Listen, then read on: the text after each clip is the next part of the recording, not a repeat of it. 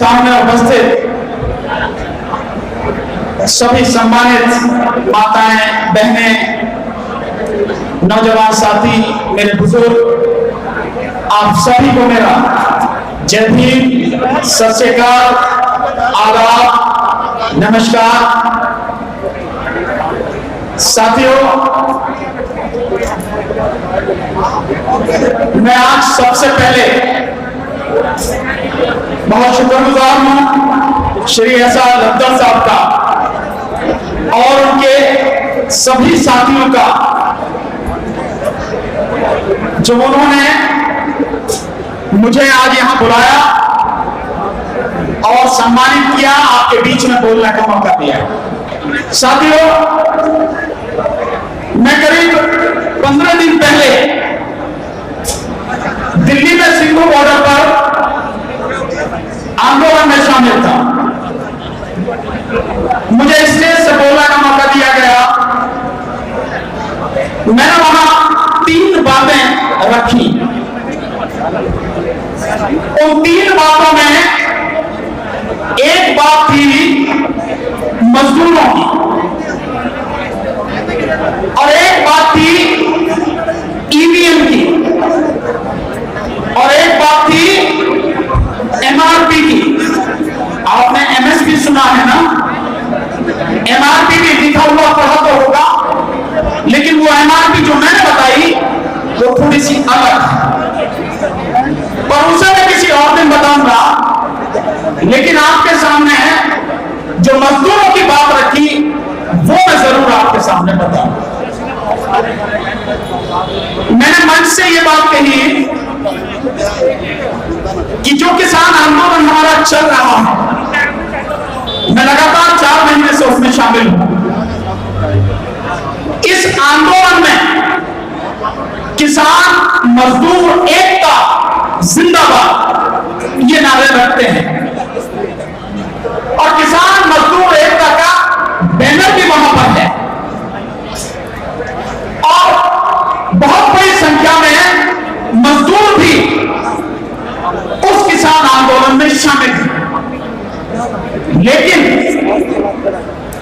किसान आंदोलन का सरकार के सामने जो प्रस्ताव रखा जाता है, उस प्रस्ताव में कहीं भी मजदूरों की मांगें शामिल नहीं है। या मैं इसको थोड़ा सा ये कहूं कि किसान कानून लाने से पहले भी इस सरकार ने जो श्रम कानूनों को खत्म किया और मजदूरों को तबाह करने के लिए नए श्रम कोड बनाए, यानी लगभग 44 कानूनों को खत्म करके 4 जो कोड बनाए हैं मजदूरों के लिए, वो भी वापस होने चाहिए और मजदूरों की पूरी तरह से सुरक्षा होनी चाहिए। इस अपने मांग पत्र में ये बात भी शामिल करनी चाहिए किसानों को। केवल कहने से कुछ नहीं होता कि मजदूर भी साथ में हैं, हम मजदूरों की लड़ाई लड़ रहे हैं, मजदूर साथ में है, अच्छी बात है, सही है ये बात। लेकिन किसानों की मांग के साथ साथ मजदूरों को तबाह करने वाले जो कानून हैं उनको भी वापस लेने की मांग किसानों के मांग पत्र में होनी चाहिए। तभी तो लगेगा कि वाकई में मजदूरों की भी बात की जा रही है। नहीं तो कहीं ना कहीं आप कितनी भी कोशिश करें, मजदूर साथियों के दिल में यह बात हमेशा रहेगी, यार बात तो ये हमारी बात तो कह रहे हैं, लेकिन कागजों में तो कहीं भी नहीं है। लड़ाई तो कागजों पे है भाई। अगर कानून वापस होंगे तो सब कागजों में ही तो होगा, पर कागजों में तो केवल कृषि कानून वापस करने की बात है, श्रम कानून वापस लेने की बात तो नहीं। इसलिए श्रम कानून भी वापस होने चाहिए। लोग कहते हैं अगर इसको हम शामिल करेंगे, कुछ लोगों का कहना है तो ये होगा कि यह आंदोलन अपने से भटक रहा है। मैं कहता हूं ये नहीं होगा, ये गलत है। 4 महीने पहले जब यह आंदोलन दिल्ली पहुंचा था तब परिस्थिति और थी। आज 4 महीने बाद परिस्थिति और है और इस परिस्थिति में अगर सरकार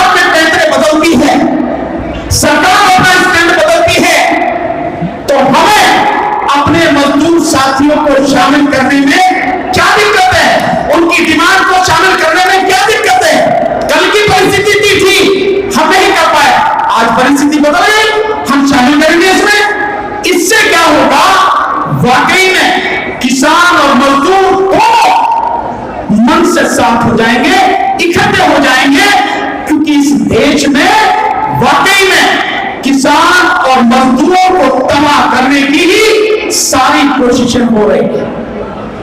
ये भाजपा सरकार, ये यूं कहो जो राज्यपाल साहब अभी कहते गए, हिंदुओं की सरकार, हिंदुत्व लाने वाली जो सरकार है, हिंदू राष्ट्र की घोषणा करने वाली जो सरकार है, इस सरकार से अगर निपटना है तो हम सबको न केवल इकट्ठा होना पड़ेगा, बल्कि काम भी ऐसे करने पड़ेंगे जिससे लगे हाँ हम एक साथ हैं और मन से साथ हैं।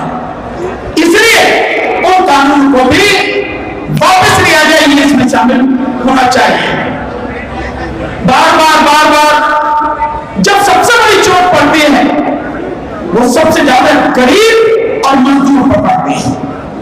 किसी को पता भी नहीं लगा और श्रम कानून खत्म कर दिए गए कोरोना की आड़ में। और कोरोना आप समझते हैं, कोरोना ये सरकारी बीमारी है, वैसे इस दुनिया में कहीं कोरोना नहीं है। मैं 4 महीने से आपको बता दूं, 4 महीने से 120 दिन हो गए लगातार आंदोलन में, किसान आंदोलन में शामिल हूं। लाखों लोग दिल्ली के 5 बॉर्डर पर पड़े हैं, संघर्ष कर रहे हैं। एक व्यक्ति मास्क नहीं लगाता। मैं भी सिर्फ पुलिस से चालान के बचने के लिए मास्क लगाता हूं। मैं भी किसान आंदोलन में मास्क नहीं लगाता। आपके सामने बिल्कुल ठीक हूं। एक भी व्यक्ति को कोरोना नाम की चीज नहीं है। जितने भी साथी, किसान साथी आज हमारे बीच में नहीं है, जो हमें छोड़ के चले गए हैं, एक साथी भी हमें कोरोना की वजह से छोड़ के नहीं गया। एक साथी का देहांत कोरोना की वजह से नहीं है। और वैसे भी आपने देखा होगा, जहां जहां चुनाव है वहां कोरोना नहीं है। तो क्या चुनाव से डरता है, इलेक्शन से डरता है कोरोना? बंगाल में नहीं, उससे पहले बिहार में नहीं था, असम में नहीं, तमिलनाडु में नहीं, केरल में नहीं, पांडिचेरी में नहीं, कहीं भी तो नहीं है। है कहां? जहां किसान इकट्ठे हो रहे हैं। इस पंजाब में मैक्सिमम लोग तो पंजाब गए हैं, वहां कोरोना नहीं है, लेकिन पंजाब में कोरोना। क्या माना जाए? क्या मानिए कैप्टन साहब कोई इनके साथ में मिली भगत है क्या? वो भी मिले हुए हैं बीजेपी के साथ में, कैप्टन अमरिंदर से जो मुख्यमंत्री हैं। ये सब एक षड्यंत्र नजर आता। तो इसलिए मेरा आपसे कहना यह है साथियों कि जो मजदूर है, गरीब है, सबसे ज्यादा मार किस पर पड़ती है। और ये जो किसान कानून है, इसमें भी सबसे ज्यादा नुकसान जो हो रहा है वो मजदूर का होगा। कैसे होगा साथियों? जो कॉन्ट्रैक्ट फार्मिंग का कानून है, उस कानून के माध्यम से धीरे धीरे जब किसान की जमीन जाएगी उसके हाथ से और किसान अपनी ही जमीन पर मजदूर बन जाएगा, तो खेतीहर मजदूर कहां जाएगा? कहां जाएगा खेतीहर मजदूर? मतलब यह है कि खेतीहर मजदूर तबाह हो जाएगा। और जब सारा अनाज व्यापारियों के गोदामों में बंद हो जाएगा और इस देश का किसान भी तबाह हो जाएगा, तो उसकी सबसे बड़ी मार किस पर पड़ेगी साथियों? महंगाई बढ़ेगी तो किस पर मार पड़ेगी? मजदूर पर, गरीब पर। और साथ में साथियों, मैंने बार बार ये अपने वीडियो में लगातार ये बात बताई है, जब सारे देश का अनाज कॉन्ट्रैक्ट फार्मिंग के माध्यम से व्यापारियों के गोदाम में चला जाएगा, तो इस देश के 82 करोड़ लोगों, 82 करोड़ 82 करोड़ लोगों के लिए, जिनके लिए सन 2013 में ये जो हमारी संसद है, इस संसद ने राष्ट्रीय खाद्य सुरक्षा कानून बनाया था, जिसके तहत कहा कि देश में इतने लोग गरीब हैं, इसलिए 82 करोड़ लोगों को 5 लाख राशन की दुकानों से राशन देना पड़ेगा। तो जब सारा अनाज व्यापारी के चला गया तो दुकानों के लिए कहां से लाओगे? राशन की दुकानों के लिए अनाज कहां से मिलेगा? और जब राशन की दुकानों के लिए अनाज मिलेंगे तो कौन मरेगा? यही गरीब, यही मजदूर मरेगा। और ये बहुत सोची समझी साजिश के तहत आप ये मत समझना कि यूं ही होगा, नहीं। जब से ये भाजपा सरकार आई है 2014 से, ये जितने भी काम कर रही है बहुत सोची समझी प्लानिंग के तहत कर रही है। कोई भी इनका काम बिना सोचे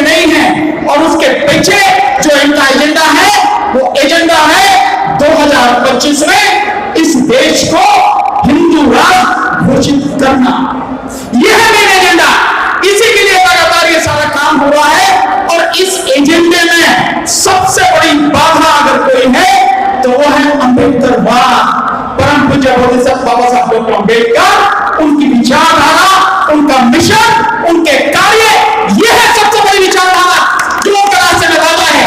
इसलिए इसको खत्म करना है, और इनको खत्म करना है तो गरीब को खत्म करो, मजदूर को खत्म करो, और बचा कुचा रह जाए तो किसान को खत्म करके उसकी जमीन ले।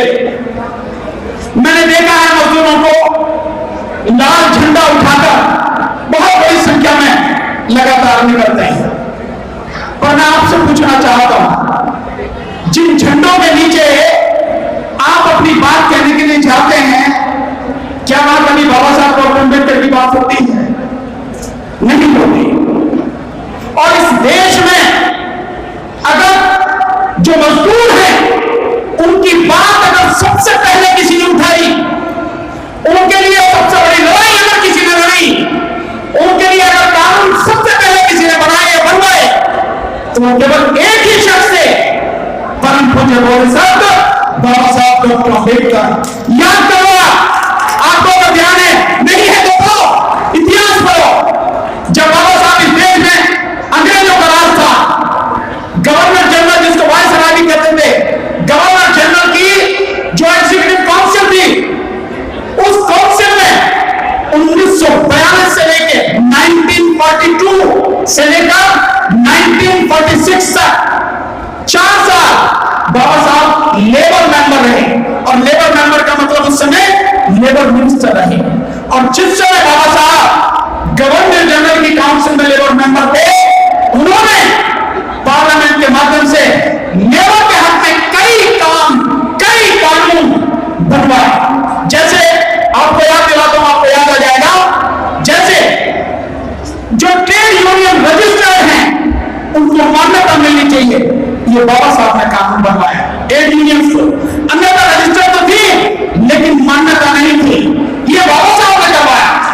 इसके अलावा जो मिनिमम वेजेस यानी न्यूनतम मजदूरी किसी भी मजदूर को मिलनी चाहिए, ये बाबा साहब डॉक्टर अम्बेडकर ने करवाया। इसके अलावा जो मेडिकल फैसिलिटी मिलनी चाहिए मजदूर को, ये बाबा साहब डॉक्टर अम्बेडकर ने करवाया। ये भी बाबा साहब डॉक्टर अम्बेडकर ने करवाया कि जो मजदूर है उस मजदूर को हड़ताल करने का हक है, उससे उसका हक छीना नहीं जा सकता। इसलिए क्योंकि अगर अन्याय के खिलाफ आवाज उठानी है तो आवाज उठाने का एक तरीका है हड़ताल करना, विरोध करने का एक तरीका है हड़ताल करना, जो आज की तारीख में इस सरकार ने, मोदी सरकार ने, और इससे जुड़ी हुई भिन्न राज्यों की जो भाजपा सरकारें हैं, उन्होंने ये कानून खत्म किए हैं। बताया ना मैंने कि 4 को अभी हमारे श्री राजेंद्र साहब बता के देंगे आपको। तो ये कानून बाबा साहब डॉक्टर अम्बेडकर लेके आए। यही नहीं साथियों, दिल्ली में सबसे पहले उन्होंने देश में जो यूनियन बनाई, वो भी जो उन्होंने बनाया सफाई मजदूर संगठन, बाबा साहब डॉक्टर के समय में बना। म्यूनिसिपल कामगार यूनियन बाबा साहब डॉक्टर अम्बेडकर ने बनाई। तो ये ऐसे कितने ही कानून थे जो बाबा साहब डॉक्टर अम्बेडकर ने बनाए। जो मजदूर से लिया जाता था 12 घंटे 14 घंटे काम लिया जाता था, उस मजदूर से 8 घंटे से ज्यादा काम नहीं ले सकते हो, ये कानून बाबा साहब डॉक्टर अम्बेडकर ने बनवाया। साथ में महिलाएं फैक्ट्रियों में काम करती थी, अगर वो प्रेग्नेंट है, गर्भवती हो गई, उनको छुट्टी मिलनी चाहिए और उस छुट्टी में उनकी तनख्वाह नहीं काटी जानी चाहिए, उनकी तनख्वाह उन्हें मिलनी चाहिए। ये कानून भी बाबा साहब डॉक्टर अम्बेडकर ने बनवाया। लेकिन एक इंसान, एक इतना महान व्यक्तित्व जिसने इस देश के करोड़ों लोगों को जीने का हक दिलाया, वही लोग उसका नाम तक नहीं लेते हैं। तो आपको जानना चाहिए कि कौन है आपके लिए काम करने वाला। अगर हम लोगों ने वाकई में बाबा साहब डॉक्टर अम्बेडकर की बात मानी होती तो बीजेपी सरकार सत्ता में नहीं होती, और आज जो कुछ हो रहा है ये नहीं होता। साथियों, मैं मंच पे था, मैंने बहुत तरीके से एक बात उनको बताई, समझाई। ये जो कृषि कानून है, ये काला कृषि कानून निश्चित रूप से वापस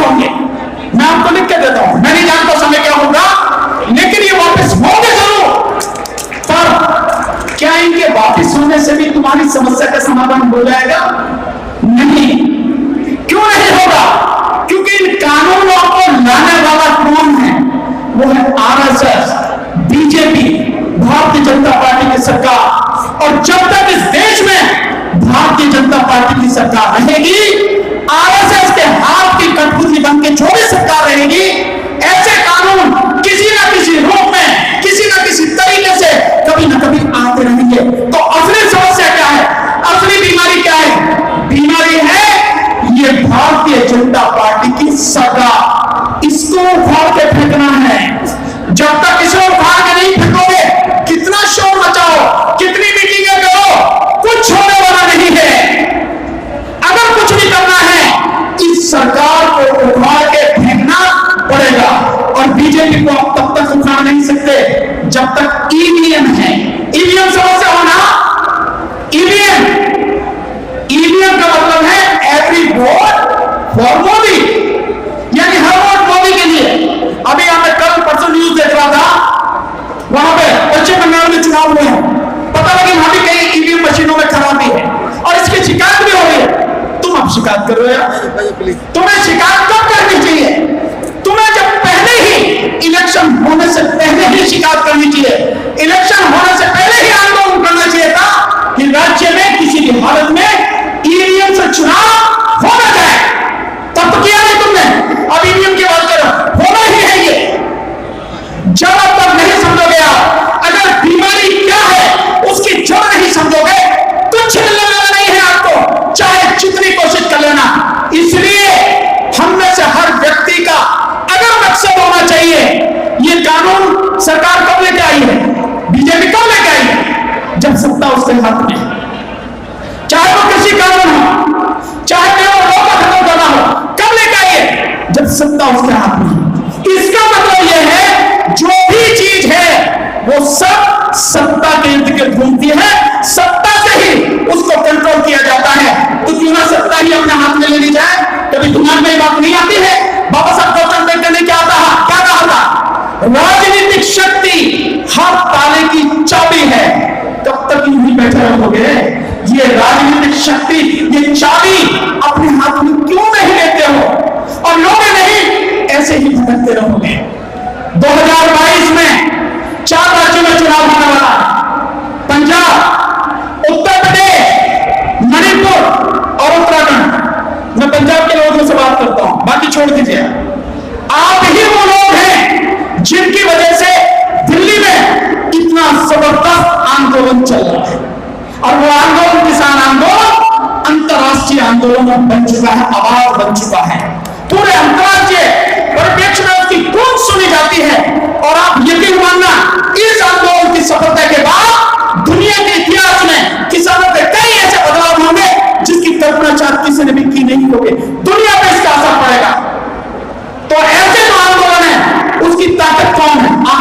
पंजाब के लोग। अगर पंजाब के लोग नहीं होते, ये आंदोलन इतनी देर तक नहीं चल सकता था। ये आंदोलन इतना लंबा, इतना मजबूत हो नहीं सकता था। न जाने कौन कब आपके बीच में से धोखा देकर चला जाता, लेकिन केवल आपकी ताकत है, ये पंजाब के लोगों की ताकत है। और धन्यवाद साथ में देता हूं हरियाणा के भाइयों का, जिन्होंने भाई का फर्ज पूरी ईमानदारी से निभाया और इस आंदोलन को और मजबूत बना दिया। तो साथियों, आपकी बदौलत ये आंदोलन ईमानदारी से चल रहा है, इतना मजबूती से चल रहा है, लगातार बढ़ता चला जा रहा है। लेकिन इस आंदोलन को मजबूत करने के लिए साथ में ऐसी स्थिति कभी ना आए, ऐसे कानून को सरकार बनाने की कोशिश ना कर सके, इतनी हिम्मत ना कर सके, सत्ता को अपने हाथ में लेना होगा। 2022 में चुनाव है, आप लोगों से मेरा निवेदन है, हम लोग बहुत जल्दी पूरे देश में ईवीएम के विरुद्ध राष्ट्रीय स्तर पर आंदोलन शुरू करने जा रहे हैं। बहुत जल्दी इसकी घोषणा करेंगे। मैं चाहूंगा, अगर आप समझते हो कि हम सही काम कर रहे हैं, साथ दो, हमारा ईमानदारी से साथ दो। या तो हमारी कोशिश रहेगी कि चुनाव ईवीएम से हो ही नहीं, बैलेट पेपर से हो, और अगर फिर भी सरकार चुनाव करवाती ईवीएम से, तो मैं आपसे यही कहना चाहूंगा, ईवीएम को तोड़ देना और भाग फेंक देना, ताकि सरकार की समझ में आ जाए कि उसकी गुंडागर्दी अब नहीं चलेगी। हम सरकार कुछ होना नहीं। एक नहीं, दो नहीं, कितने आंदोलन करते रहे हम, कुछ हुआ क्या? और अब तो सबसे बड़ी दिक्कत ये हो गई है कि देश की सबसे बड़ी अदालत वो भी सरकार के साथ में आके खड़ी हो गई है। आपने देखा होगा कि ऐसा कानून पिछले 3-4 साल में अगर देखते हैं, सुप्रीम कोर्ट का कोई भी जजमेंट ऐसा कोई नजर आता है जो सरकार के खिलाफ? एक भी नहीं। सारे के सारे जजमेंट सुप्रीम कोर्ट के सरकार के हक में आ रहे हैं। ये जो कृषि कानून है, इन कृषि कानूनों में माननीय सर्वोच्च न्यायालय को क्या देखना था? सुप्रीम कोर्ट को, सुप्रीम कोर्ट को केवल इतना देखना था ये कानून संवैधानिक है या नहीं। अगर ये संवैधानिक नहीं है, इनको रद्द करना था, एक झटके में रद्द करना था, लेकिन सुप्रीम कोर्ट ने ये नहीं देखा। मैं ये बात क्यों कह रहा हूं? क्योंकि जो कृषि कानून बने हैं, दो जो कानून हैं, कॉन्ट्रैक्ट फार्मिंग का और साथ में निजी मंडियों का। निजी मंडियां मार्केटिंग के अंतर्गत आती हैं, और मार्केटिंग जो हमारे संविधान की अनुच्छेद 246 है, उसकी 7वीं अनुसूची में जो स्टेट लिस्ट है, यानी राज्य की सूची है। संविधान में बहुत सी चीजें बहुत तरीके से बनाई है, आगे मैं समझाऊंगा कि संविधान की 7वीं अनुसूची में केंद्र सरकार के कौन कौन से विषय होंगे, किन विषयों पर केंद्र सरकार कानून बना सकेगी, ये पहली लिस्ट में है, जिसे हम सेंट्रल की लिस्ट बोलते हैं, केंद्र की लिस्ट। दूसरी लिस्ट राज्य की, उस राज्य की लिस्ट में राज्य सरकार किन किन विषयों पर कानून बना सकती है, ये है। और तीसरा है कंकरेंट लिस्ट, यानी संभव की सूची, उस पर केंद्र भी और राज्य भी दोनों कानून बना सकते हैं, लेकिन माना केंद्र का कानून जाएगा जहां तक विरोध नहीं। तो जो कानून ये बनाए गए हैं, ये तीनों कानून, ये जो कॉन्ट्रैक्ट फार्मिंग का और जो निजी मंडियों का कानून है, ये दोनों कानून संविधान के अनुच्छेद 240 के तहत 7वीं अनुसूची में राज्य की सूची में आते हैं, स्टेट लिस्ट में आते हैं। और स्टेट लिस्ट में सीरियल नंबर 14 पर 1414 पर कृषि एग्रीकल्चर है, और सीरियल नंबर 28 यानी 28 पर मार्केटिंग विषय आता है। इसलिए दोनों विषय राज्य के हैं, केंद्र के नहीं है। तो क्या करना था सुप्रीम कोर्ट? जब उन्होंने गैर संवैधानिक काम किया है, इन कानूनों को नगल कोर्ट डिक्लेयर करना था। लेकिन अभी आपने सुना आदरणीय राज्यपाल साहब क्या कहते गए कि जब ये बात कही तो गृह मंत्री कहते हैं कि आप चाहो इसको बेकार कर दो, पूरे कानून को पड़ा रहेगा, कुछ नहीं होगा, लेकिन इसको वापस लेने की बात मत करो। राज्यपाल साहब ने कहा जी हां, वापस लेने की बात ही तो करनी है, क्योंकि अगर ये वापस लेने की बात ना करें और संशोधन मान लिए जाए, इसका मतलब यह है जो केंद्र सरकार, बीजेपी सरकार पूरी तरह से तानाशाह बनी हुई है और राज्यों का हक मारकर, उनके अधिकार छीनकर इस देश के संघीय ढांचे को, जिसमें केंद्र अपना काम करता है, राज्य अपना काम करते हैं, उस संघीय ढांचे को पूरी तरह से तबाह करना चाहती है। और एक बार अगर ये तबाह हुआ, आप बीजेपी को रोक नहीं पाएंगे। इसलिए पहले ही कदम पर उसको रोकना है और उसके पहले ही कदम को उखाड़ के फेंकना है। इसलिए कानून वापस होने से कम पर कोई समझौता नहीं होगा। ये चीजें हैं, ये सारी चीजें हैं साथियों, और आप लगातार इन सारी चीजों को, सारे संघर्षों को देख रहे हैं साथियों। मैं आपसे एक बात और कहना चाहूंगा, हमारे आपसी मतभेद हो सकते हैं, हमारी आपसी विचारधारा भिन्न हो सकती है, लेकिन जो कानून है, चाहे कृषि कानून है, श्रम कानून है, तो हम सबके लिए ही है, उनका हम सबसे बहुत गहरा रिश्ता है ना, उनका असर हम सब पे पड़ेगा ना, पूरा देश तबाह होगा। इसलिए हर किसी को इस आंदोलन में सहयोग देना चाहिए। हमें क्या मिलेगा क्या नहीं मिलेगा, ये बेकार की बातें हैं, इनका कोई मतलब नहीं है। मतलब है अगर इस तानाशाह सरकार ने अगर गलत कदम एक उठाया है, इसके उसी कदम को उखाड़ कर फेंक देंगे और चर्चा में फेंकेंगे, ताकि ये सरकार आगे इस तरह के काम करने की हिम्मत ना कर सके। और वो तभी संभव होगा जब सारे सारे इकट्ठे होंगे साथी। इस कानून का असर, जैसे मैंने अब आप देखिए कि किस तरह से काम किए हैं। जो ये श्रम कानून लेकर आए, सारे अधिकार छीन लिए मजदूरों से, 10 से 12 घंटे कितने ही काम कराएं, कोई सुनने वाला नहीं। जो फैक्ट्री लॉ केवल 10 वर्कर अगर किसी कंपनी में या किसी एस्टेब्लिशमेंट में काम करते हैं, केवल 10, वहां पर भी लागू होता था। लोग उससे बचने के लिए 9 वर्कर रखते थे। आज की तारीख में इसको 12 का काम तक कर दिया राजन साहब, 300 तक कर दिया। यानी अगर 300 यानी 299 था, अगर किसी फैक्ट्री में किसी कंपनी में लोग काम करते हैं, उनको जैसे चाहे जो चाहे उनके खिलाफ कर दो, निकाल के फेंक दो, उन्हें मेडिकल फैसिलिटी मत दो, उन्हें ईपीएफ जो भी देना है वो कुछ मत दो, जो चाहे जितने घंटे चाहो काम करो, कोई कहने वाला नहीं। यानी 299, और इसकी जद में कितनी कंपनी आ जाती है इस देश की? इस सब की जद में इस देश की 80% से ज्यादा कंपनियां आ जाती हैं। यानी देश में जो फैक्ट्री है, जो कंपनियां हैं, 80% कंपनियों को कह दिया तुम्हारी मर्जी, जो चाहो करो, हमारी आंखों के सामने मजदूर का गला काट दो, हम कुछ कहने वाले नहीं हैं, आपके खिलाफ कुछ करने वाले नहीं हैं। यह है सरकार का काम। और केवल यही नहीं, न जाने कितनी कितनी चीजें की हैं, पर सोचना हमें है साथी, क्या हम हाथ पे हाथ धरकर बैठे रहेंगे या हम इकट्ठे होकर अपनी लड़ाई लड़ेंगे, अपने आप को बचाने के लिए, अपने भाइयों को बचाने के लिए, इस देश को बचाने के लिए, इस देश के संविधान को बचाने के लिए लड़ाई करेंगे मिलकर, या केवल यही चर्चा करते रहेंगे? मेरा सिर्फ आपसे निवेदन है, जैसे मैंने पहले कहा, हमारे मतभेद हो, सबको एक साइड में रखिए, इकट्ठे होकर इस आंदोलन में ईमानदारी से अपनी जिम्मेदारी निभाइए। जैसे आदरणीय नड्डा साहब और इनकी पूरी टीम के साथ लगातार वहां पर जा रहे हैं किसान आंदोलन में, लगातार जो भी सपोर्ट कर सकते हैं वो सपोर्ट कर रहे हैं। और आज इस तरह की इतनी बड़ी मीटिंग मजदूर और किसानों की यहाँ पर रहने की है। इस तरह से हमें मिलकर काम करना है। ध्यान रखना साथियों, इकट्ठे रहेंगे तो कुछ कर पाएंगे, अगर बिखरे रहेंगे कुछ नहीं कर पाएंगे। और इस सरकार ने और आरएसएस ने हमको बिखेरने का ही काम किया और कुछ काम नहीं किया है। हर तरफ जहां देंगे केवल हमको बिखेरा ही है। इसलिए मैं आपसे कहूंगा, आज जो भाईचारा हम सबके बीच में बना और इस भाईचारे की बदौलत हम जो साथ आए हैं, अपने मतभेद भुलाकर जो इकट्ठे हो रहे हैं, इस भाईचारे को और बढ़ाइए, इस भाईचारे को और मजबूत कीजिए, क्योंकि यह भाईचारा ही है जो हमें ऐसी तानाशाह सरकार से मुक्ति दिलाएगा।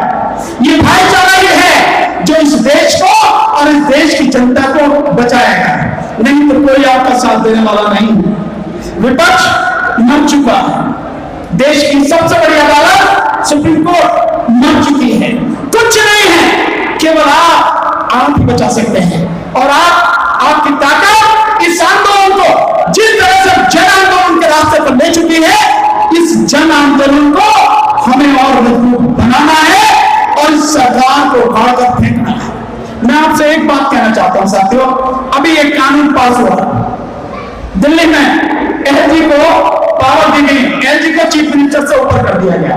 इस चीज को भी समझने की जरूरत है। ये बिल्कुल गलत है, जो किया है गलत है।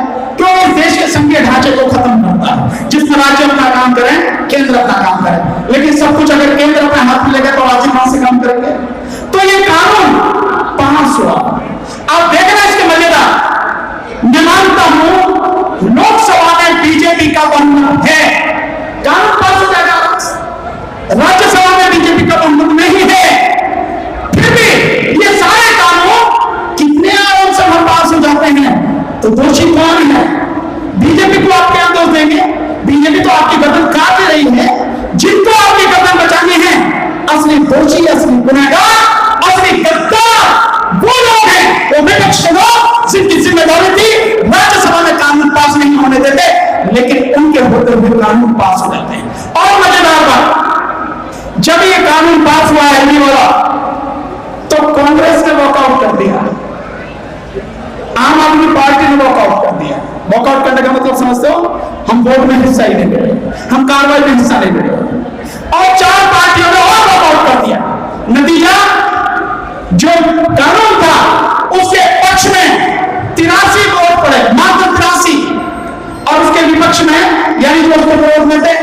41 वोट पड़े, और जबकि बहुमत किसका है? विपक्ष का। अकेले कांग्रेस के मैं समझता हूं 70-80 एमपी जो राज्यसभा में इसी तरह की स्थिति, और सारे मिला के। लेकिन जब आपने वॉकआउट कर दिया, इसका मतलब यह हुआ आपने सरकार को पूरी छूट दे दी, जो कानून जैसे पास करना है कर दो। तो क्या यह ना माना जाए कि आप लोग भी सरकार के साथ में खड़े हो, सरकार के ही कानून बनवाने में उसकी मदद कर रहे हो? यह है स्थिति। इसलिए हमें समझना पड़ेगा साथियों। मैं आखिर में आपसे अपनी बात सिर्फ इतना निवेदन करते हुए खत्म करूंगा, एक रहना है हमें, एक होना है हमें, और मिलकर अपनी लड़ाई लड़नी है। और मुझे विश्वास है जिस दिन हम एक हो जाएंगे, दुनिया की कोई ताकत हरा नहीं सकेगी हमें साथियों। और इसका नजारा दिखना चाहिए इस किसान आंदोलन में भी, और आने वाले 2022 के चुनावों में भी। कम से कम यहां तो आप बीजेपी नहीं और भी जो है उन सबको उखाड़ कर फेंक दोगे। बहुत बहुत शुक्रिया, आपने मुझे समय दिया, इतने ध्यान से सुना, मेरा सम्मान किया। सभी को जय भीम, नमो बुद्धाय, बोले सो निहाल, बोले सो निठे, महाराज की जय। बहुत बहुत शुक्रिया। Thank you. Press the bell icon on the YouTube app and never miss another update.